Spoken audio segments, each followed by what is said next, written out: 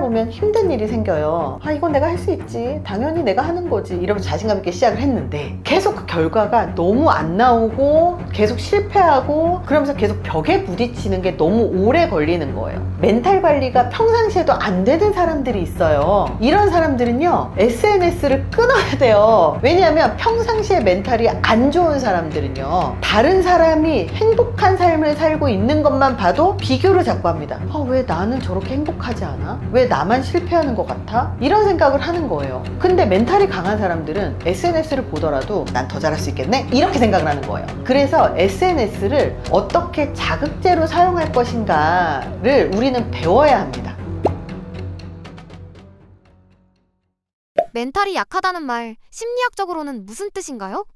이 멘탈이 약하다는 말은 병명이라든지 아니면 뭔가 진단명 이런 게 아니고 그냥 우리가 쉽게 말하는 정신력이 약하다는 뜻이거든요. 심리적인 취약성을 말을 하는 거예요. 사소한 일에도 쉽게 흔들리는 사람들은 평상시에 멘탈이 약한 사람이고요. 멘탈이 평상시에 강한 사람이라고 할지라도 멘탈 약한 순간은 있다. 근데 이 멘탈 약한 순간이 있다라고 하든 멘탈이 쭉 약하든 이거의 의미가 뭐냐면 정서 조절력, 즉 감정을 잘 조절할 수 있는가, 두 번째 스트레스 대처 능력이 있는가. 내가 스트레스를 받을 수 있어요. 우리가 살면서 그냥 항상 받는 거예요. 스트레스가 없는 사람은 없습니다. 근데 그 스트레스를 긍정적으로 활용을 하는 사람들은 멘탈이 좋은 사람들이고요. 스트레스가 딱 왔을 때 나 못할 것 같아, 나 못하는 사람인가 봐, 난 이것밖에 안 되는 사람인가 봐, 이렇게 하면 스트레스 대처 능력이 낮아서 멘탈이 약한 사람이 되는 겁니다. 그래서 스트레스 취약성이라고 하는 거는 작은 자극에도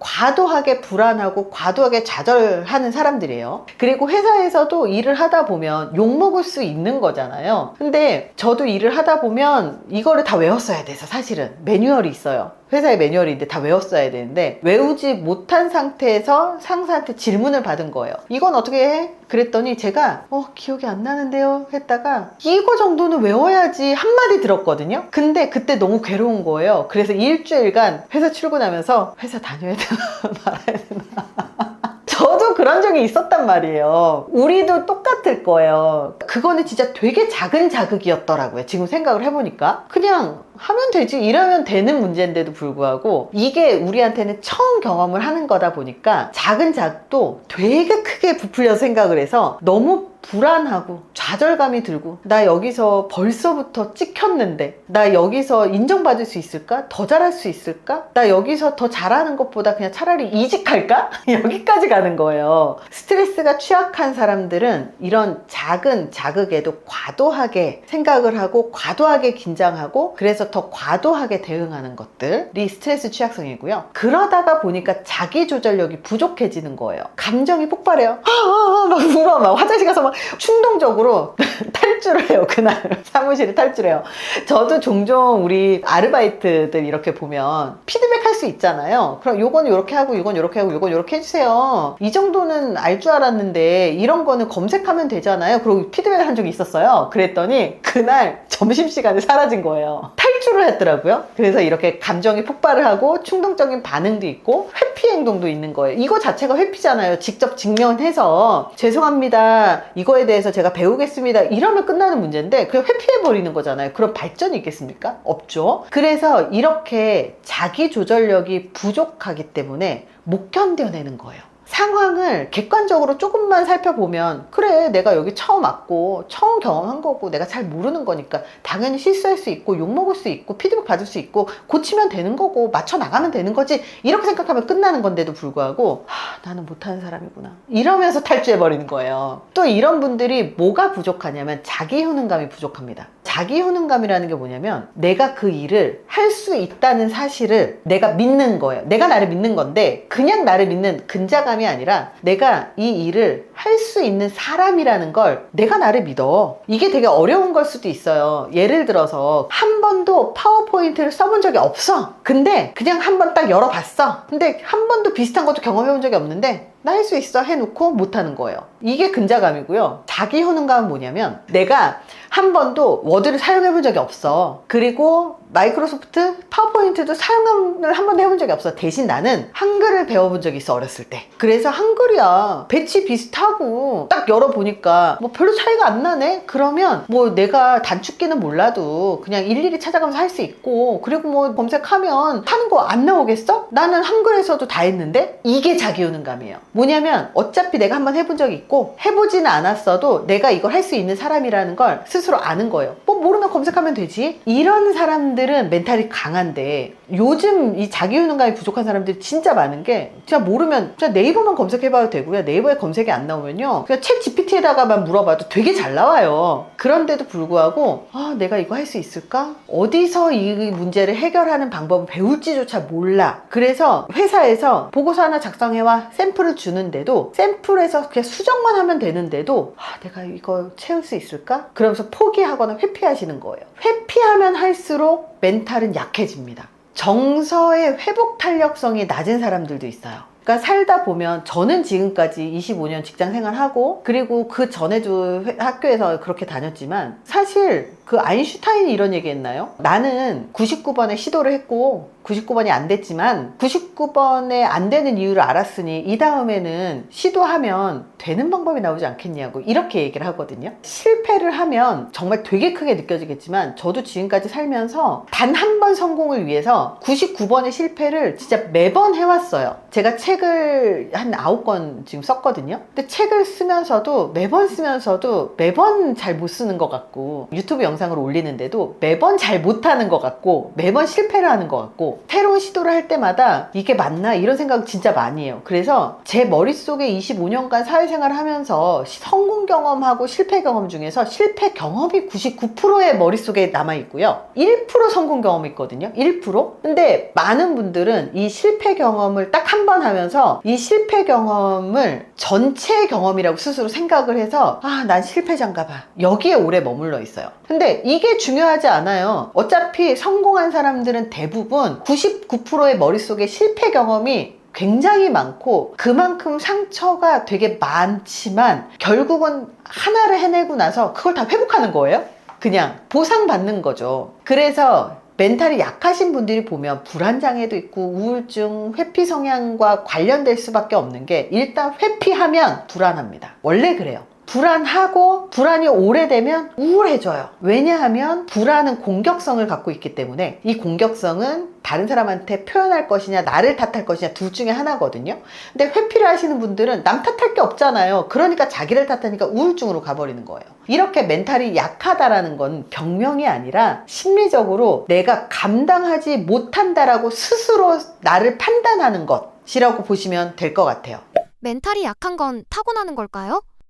무엇이든, 인간에게 무엇이든 타고나는 것으로 다 끝나는 건 없습니다. 선천적으로 멘탈이 약한 사람도 있지만 후천적으로 멘탈이 약해진 사람도 있고요, 선천적으로 멘탈이 약하지만 후천적으로 멘탈이 강해진 사람도 있고요, 선천적으로 멘탈이 강하지만 후천적으로 약해진 사람도 있어요. 이게 뭐냐? 선천적인 부분은 이거예요. 우리가 인간이 태어나서 제일 먼저 느끼는 감정이 뭔지 아세요? 불안이에요. 인간이 태어나서 제일 먼저 느끼고 죽을 때까지 느끼는 게 불안입니다. 이게 프로이트도 이 얘기를 했어요. 프로이트도 인간에게 불안은 삶의 동력이 된다고 얘기했어요. 왜냐하면 불안하기 때문에 미래를 준비하는 거거든요. 인사이드 아웃을 저는 꼭 보시라고 추천을 하는 이유가, 아이가 감정이 분화되는 뇌 과정을 만화로 그려놓은 거예요. 너무 훌륭한 영화예요, 진짜. 처음에는 기쁨이, 슬픔이 뭐 이런 거 나왔잖아요. 근데 시즌2에서는 불안이가 나와요, 불안이. 근데 불안이 나오는데 영어로 단어가 뭔지 아세요? 패션이에요, 패션. 열정.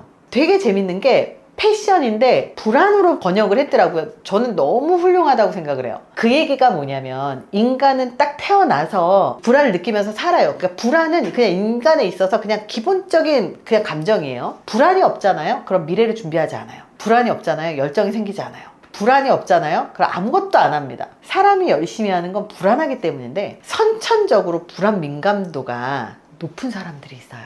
불안에 대한 민감도가 높은 사람이 있어요. 그러니까 정서적인 민감성은 유전적 영향이 굉장히 크다는 연구가 있거든요. 그래서 정서라고 하는 게 이 편도체, 이 중뇌에서 일어나는 일들인데, 왜 정서적인 민감성이 선천적이냐면, 인간의 뇌가 태어나면서부터 정서적인 민감성이 있는 그 부위가 더 발달해 있는 사람들이에요. 특히 기질 연구에서 보면 이런 사람들이 예민한 아이들이 많습니다. 그 얘기는 뇌 중에서 편도체라는 부분이 있습니다. 편도체는 감정을 담당하고 기억을 담당합니다. 편도체가 과도하게 활성화되는 기질이 있는 사람들이 스트레스에 취약해요. 왜냐면 우리가 보면 너 T야 F야 이런 얘기 하죠. T가 100개인데도 멘탈 나간다고 했잖아요. 근데 F이신 분들이 있어요. F이신 분들은 감정을 T보다 더 잘 느끼잖아요. 바로 이 얘기예요. 선천적으로 감정을 더 잘 느끼게 태어난 거예요. 그러면 감정이 기쁨, 슬픔, 분노, 두려움 뭐 이런 여러 가지 감정들이 있는데, 이것들을 더 많이 느끼는데 가장 크게 느끼는 게 뭐라고 했어요? 불안이라고 했어요. 그러니까 불안을 더 많이 느낄 수밖에 없는 거죠. 그래서 선천적으로 불안을 더 많이 느끼는 사람도 있다. 근데 후천적인 부분도 있어요. 후천적으로는 어떤 사람들이 멘탈이 약해지냐면, 어렸을 때 부모님이 자녀를 키우면서 좌절을 경험하게 하지 않고 잘한다, 네가 최고다, 아이고 잘하네 이러면서 칭찬만 하시는 부모님들이 있거든요. 우리가 살다 보면 좌절은 필수예요. 죽을 때까지 좌절해요, 인간은. 왜냐면 태어나서 먹는 거, 입는 거, 싸는 거, 뭐 이런 거 아무것도 배우지 않은 상태에서부터 배워나가는 게 인간이잖아요. 그러니까 사람은 태어나면서부터 굉장히 힘들어요. 굉장히 힘듭니다. 인간은 태어나면서부터 도전을 하면서 살아가야 되는 인생이에요, 원래. 그래서 환경적으로 매일 좌절을 느끼는 게 정상입니다. 근데 부모님들은 내 새끼가 좌절을 안 느꼈으면 좋겠거든요. 그러면 이 아이가 새로운 시도를 할 때마다 하지마, 그거 어려운 거야, 하지마, 엄마가 대신해 줄게. 뭔가 새로운 또 뭔가를 하려면 하지마, 엄마가 대신해 줄게, 이러신 분들이 있거든요. 그러면 좌절 경험이 없고 좌절 경험이 세지 않아요. 그러면 내가 경험한 좌절의 경험보다 조금만 힘든 일이 있으면 멘탈이 확 나가버리는 거예요. 근데 세상은 매번 내가 경험한 좌절보다 더 큰 좌절을 경험한다니까요. 그렇기 때문에 작은 좌절에서만 살아온 사람들은 그 조금만 큰 좌절이 생기면 계속 멘탈이 나가는 경험을 하는 겁니다. 그리고 또 이런 경험도 있어요. 매번 혼만 나. 넌 아무것도 못하면서 왜 그걸 하니? 넌 열심히 한다고 하면서 왜 그것밖에 못하니? 이런 피드백만 계속 받는 거예요. 그러면 내사라고 합니다. 내사화가 되거든요. 즉 아버지 어머니의 나의 비난이 진짜 나라고 그냥 받아들여 버리는 거예요. 우리 가스라이팅 당한다고 하잖아요. 똑같이 그냥 받아들여 버리는 거예요. 그러니까 내가 할 수 있는 힘이 충분히 처음부터 있었을지라도 약화되는 겁니다. 그래서 반복된 실패, 대인관계에서 반복된 상처, 그러면 계속 자기효능감이 떨어지게 되고, 그러면 멘탈이 쉽게 나가게 되는 거죠. 문화적인 요인도 좀 있어요. 우리나라처럼 집단주의 문화권 같은 경우는 주변이 정말 오지랖퍼들 진짜 많거든요. 야, 너 이거 왜 그랬어? 이거는 이렇게 해야 되는 거 아니야? 사실은 그렇게까지 얘기 드릴 필요가 없는데도 불구하고, 야, 너 이거는 이렇게 해야지, 이러면서 오지랖을 그렇게 부르는 사람들이 세상에 너무 많아요. 그러면 내가 맞는데도 불구하고 자꾸 이 말들에 의해서 멘탈이 약해지는 경우들도 있고요. 또 한국 사회 자체가 비교를 되게 많이 해요. 엄친 딸, 엄친아 얘기 진짜 많이 들었죠. 엄마 친구 아들은 뭘 그렇게 맨날 잘해? 엄마 친구 딸은 뭐 맨날 그렇게 예뻐? 야, 내 친구 아들은 야, 이번에 서울대 갔다더라. 넌 어디 갈 거니? 인서울은 갈 거니? 이렇게 비교를 하는 사람들, 그런 멘탈이 자꾸 나갈 수밖에 없어요. 그러면 자꾸 눈치 보게 되고 불안이 계속 강화가 되는 거. 불안해지죠, 당연히. 내가 잘할 수 있을까? 나를 못 믿는데. 그러니까 멘탈이 자꾸 약해지는 겁니다. 그래서 후천적으로 훈련을 계속 해야 돼요. 이 회복 탄력성이라는 얘기 요즘에 진짜 많이 들었죠? 회복 탄력성을 높여야 되는데, 회복 탄력성을 높이는 방법이 순서가 있습니다. 첫 번째가 뭐냐면, 내가 세상을 바라보는 시선을 먼저 바꿔야 돼요. 어떻게 바꿔야 되냐? 멘탈이 약한 사람들은요, 세상을 바라볼 때 되게 부정적이에요. 모든 일은 처음에 딱 시작하잖아요. 우리 취직할 때도 마찬가지예요. 취직할 때 저도 이력서를 100개 넣은 적이 있었기 때문에, 100군데 넣어본 적이 있었기 때문에 취직을 할 때도 내가 정말 취직할 수 있을까? 이 생각을 하면서 그냥 이력서를 한 100개 넣었어요. 100개를 넣었는데도요, 한 3군데 연락이 오더라고요. 세상의 모든 일은요, 100가지 될 이유가 있어도 한 가지 안 될 이유를 머릿속에 생각하잖아요. 그러면 그 일은 무조건 안 됩니다. 이게 부정적인 사람들의 사고방식이에요. 근데 100가지 안 될 이유가 있어도요, 한 가지 될 이유를 찾을 수 있는 사람은 무조건 됩니다. 왜냐면 되게 만들 거니까요. 회복 탄력성은 바로 이 긍정성부터 시작해요. 첫 번째 단계가 긍정성. 즉 100가지 안 되는 일이 있어도 한 가지 되는 일을 찾을 수 있는 사람. 사람들은 다 누구나 다 똑같이 살아요. 근데도 어떤 사람들은 태도가 좋은 사람이 있고, 어떤 사람들은 사고방식이 좋은 사람들이 있고, 어떤 사람은 감정 조절 잘하는 사람들이 있고, 그 사람마다 장점은 하나씩은 있고요, 단점이 99가지가 있어도 장점 딱 하나 있는 사람이 있어요. 그러면 긍정적인 사람들은요, 그 99가지의 단점 중에서 한 가지 장점을 찾아내요. 어머, 너는 잘 웃는구나. 나머지는 못생겼어. 옷도 못 입어. 그리고 막 말도 사실 잘 못해. 예를 들어서. 근데 웃는 모습이 너무 이쁘네. 그러면 이렇게 회복 탄력성이 좋은 사람들은요, 이것부터 찾아낼 수 있어요. 어머, 너 되게 웃는 모습이 예쁘다. 긍정적인 거 하나를 찾아내는 사람들입니다.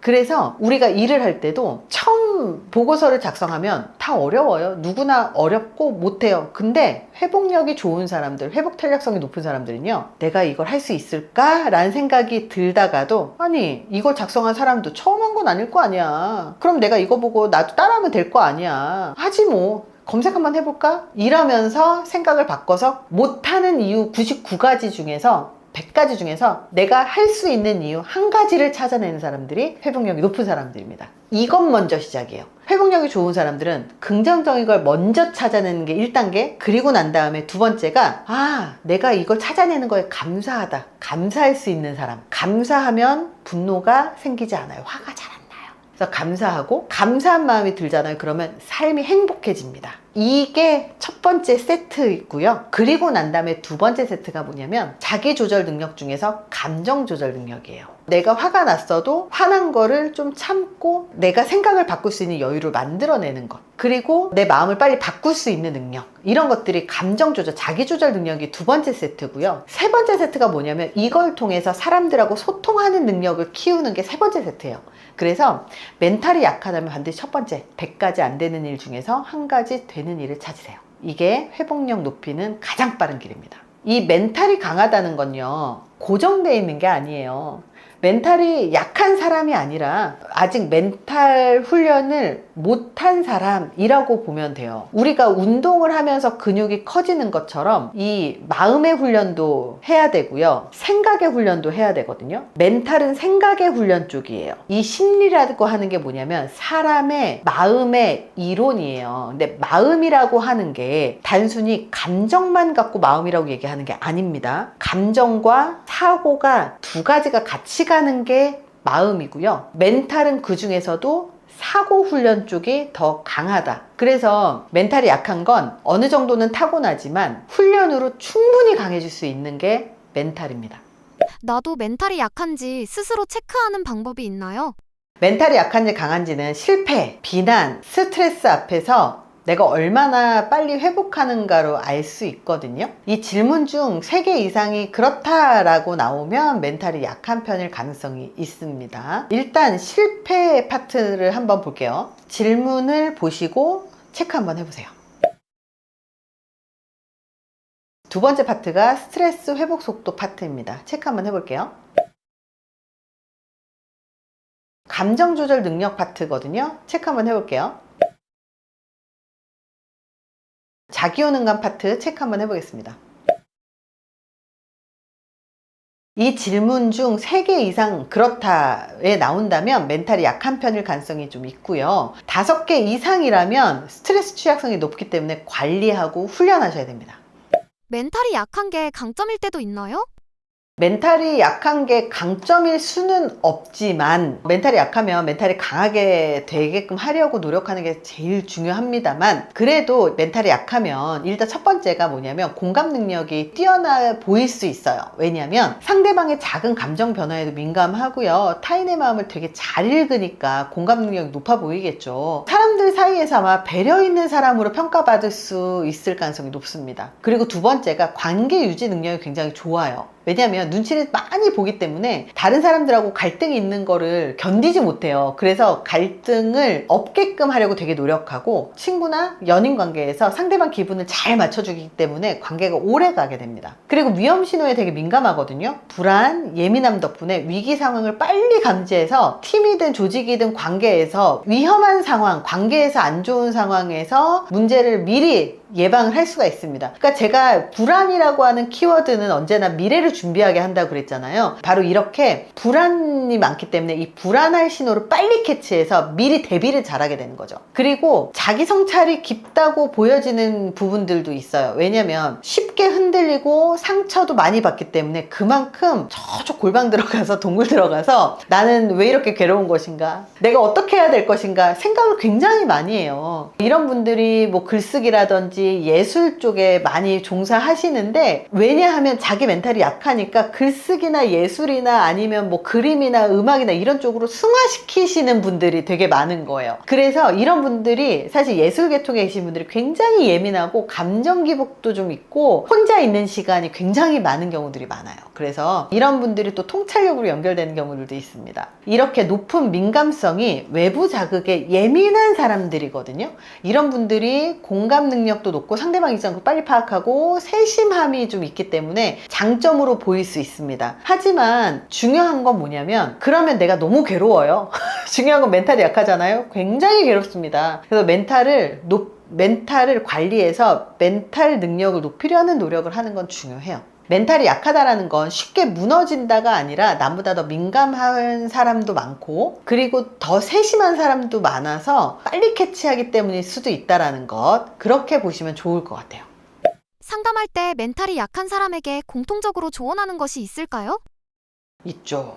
자존감 만드는 훈련 중에 가장 중요한 게 뭐냐면 작은 성공 경험을 쌓아라. 우리가 거대한 꿈을 꾸세요, 원대한 꿈을 꾸세요, 이런 얘기 하시는 분들도 있을 거예요. 그 얘기는 뭐냐면 저 멀리 깃발 딱 꽂고 그쪽 방향으로 나아가란 뜻이지 지금 당장 그걸 이루란 뜻이 아니거든요. 세상 사람 누구도 내가 지금 이제 막 아장아장 걷기 시작했는데 명장은 될 수 없어요. 어느 세상 누구도 시간이 쌓이고 경험이 쌓이고 이 시간과 실패를 통해서 얻어내는 시간들이거든요. 근데 거대한 목표는 나는 명장이 될 거야, 나는 여기에서 굉장히 유명한 정말 1인 나밖에 없는 이런 사람이 될 거야 라고 원대한 꿈은 갖고 있대. 지금 당장 할 생각은 하지 마시고, 내가 그러기 위해서 저 사람처럼 되려면 내가 뭘부터 해야지? 그러면 저 사람 몸매 좋으니까 오늘부터 운동을 끊어야 되겠다, 다이어트를 해야 되겠다. 그럼 지금 당장 밥 한 끼 덜 먹으면 되는 거잖아요. 밥 한 끼 덜 먹고 나서 나 오늘 진짜 밥 한 끼 덜 먹었어, 살 빠진 것 같아, 잘했어.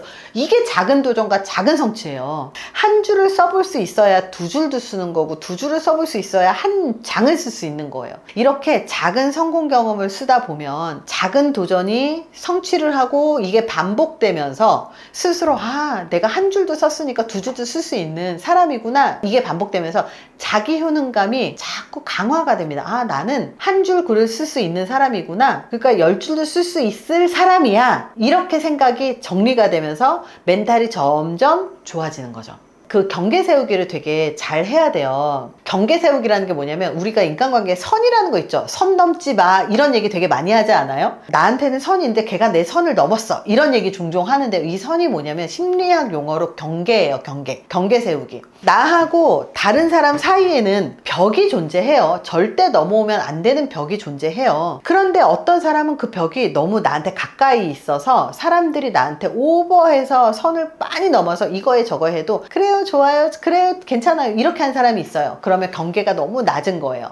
근데 너무 이렇게 하면 다른 사람한테 휘둘리기가 되게 쉽거든요. 그러면 이럴 땐 뭘 해야 되냐면, 경계의 선을 좀 확장해서 중간 정도로 해서 이런 말을 하지 못하게 해야 되겠구나, 이렇게 경계를 넘어와서 내 선을 넘어버린 사람들한테는 자기주장 훈련을 하는 것이 중요합니다. 멘탈이 약할수록 내 탓인가 봐, 이런 자책을 좀 멈추고 작은 성취, 계속 작은 성취를 하면서 자신감도 키우고, 그리고 건강하게 거절하는 연습을 하는 것을 배우는 게 회복의 핵심이라는 걸 우리는 배우셔야 될 것 같아요.